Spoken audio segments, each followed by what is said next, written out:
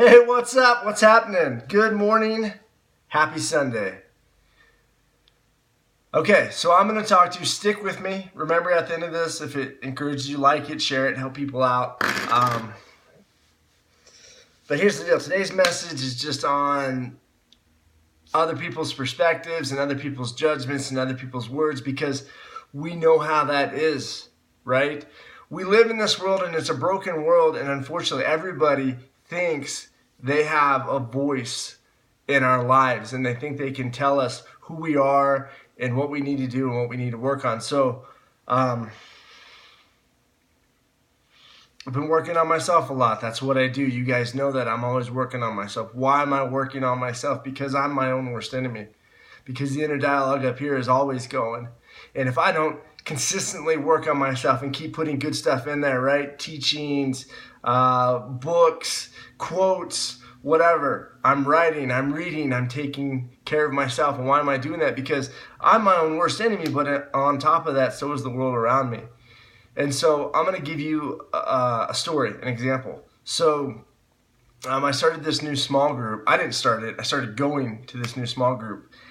And it's supposed to be a Bible study, right? And it is. It's a Bible study. And everybody there, good people, right? They're all great people, pretty much, right? But they're still people.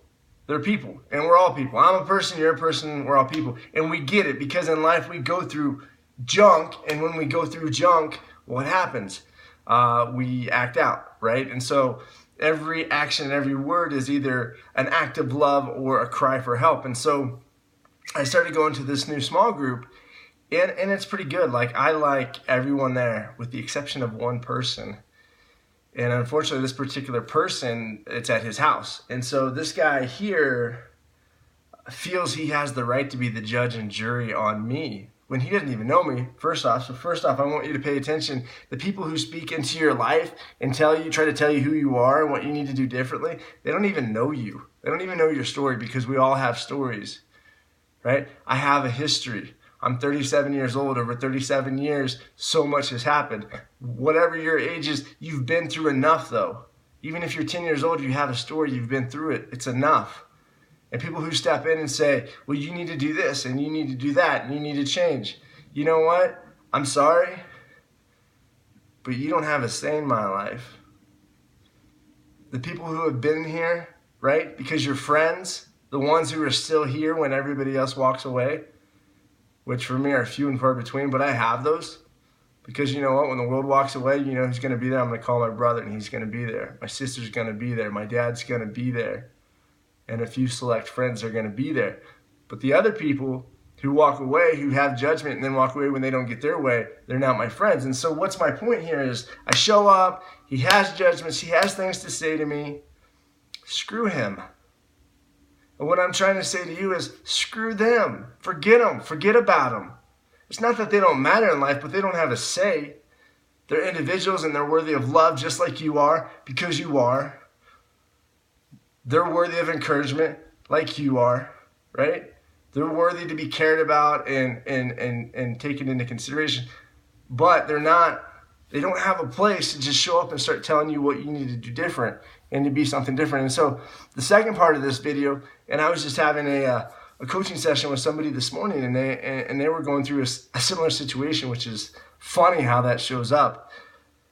But they were telling me, they're like, I hang out with these people and I do these things, and we all hung out. We went to Steamboat Springs and had a great weekend. But she got home and she felt unfulfilled. She felt lonely. She felt empty. She felt judged, right? She feels like she has to change to be part of that group. And what I'm saying to you right now is, you don't have to change. You don't have to be anybody different. You can be yourself. And if the group doesn't like that, find a new group, right? And so this group of 8-10 people, they're great. I enjoy them. But here's the deal. It says a lot about the character of the group if one man of the group can stand there and tear somebody else down in front of the group and nobody says anything. And I want you to pay attention to that.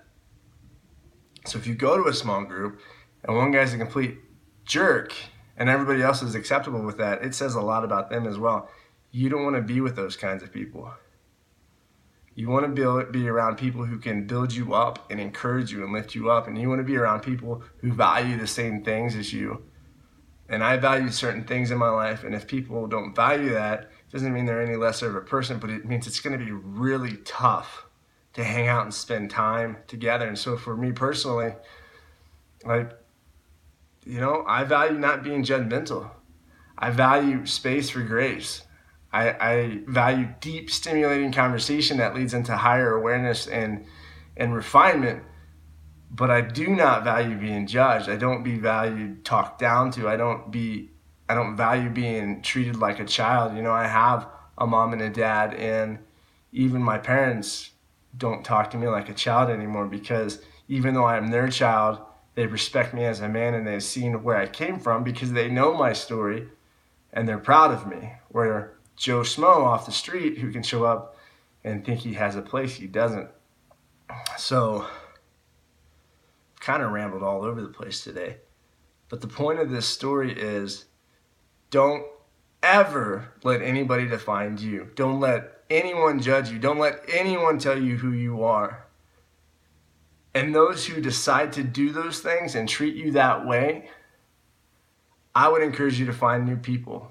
There's enough people in this world that you don't have to be around the people who judge you and who talk down to you. There's 6 million people alone in Denver. There's people out there. I can afford to move on, and so can you. And you're worth it. You're worth good friends. You're worth good relationships, and you're worth a good life. And so don't settle for mediocrity. Okay? Go rock it. You're a rock star. You're a freaking rock star. I love you guys. You're amazing. And go out there and slay the day. All right? Peace.